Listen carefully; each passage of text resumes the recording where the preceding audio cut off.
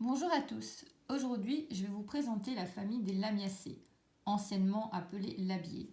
Alors parmi cette famille, vous connaissez déjà pas mal de plantes, comme le lamier blanc, Lamium album, la menthe aquatique, Mentha aquatica, le thym commun, Thymus vulgaris, l'origan des jardins, Origanum vulgare, la lavande officinale, Lavanda augustifolia, et encore plein d'autres, dont par exemple ici les pierres des bois, appelées également l'ortie puante. Pourquoi ortie puante? Tout simplement parce que quand vous prenez une de ces feuilles, que vous la froissez entre vos mains et que vous sentez vos doigts, eh bien ça pue. Alors quelles sont les principales caractéristiques de ces lamiacées?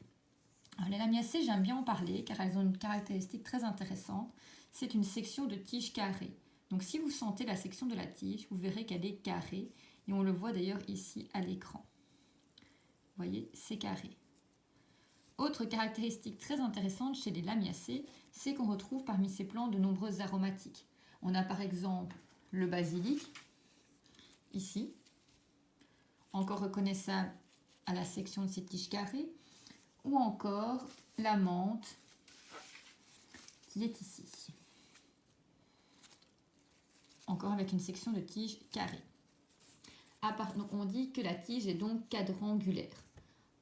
Chez les lamiacées, on retrouve également de nombreuses aromatiques. On a déjà cité la menthe, on a également la menthe aquatique, on a également la marjolaine, on a le thym. Donc on retrouve énormément d'aromatiques. Et la fleur se compose de pétales soudés en tube à leur base. Donc si vous regardez les fleurs, vous voyez que c'est soudé en tube à la base. Donc la corolle, l'ensemble des pétales est soudé en tube. Alors si on détache un peu... Voilà, vous voyez que c'est un tube.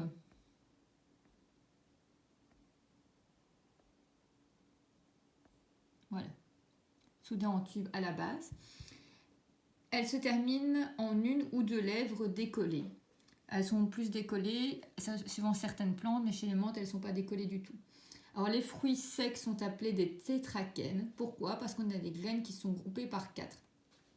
Alors les plantes, souvent on peut décrire les fleurs suivant une formule, c'est ce qu'on appelle la formule florale.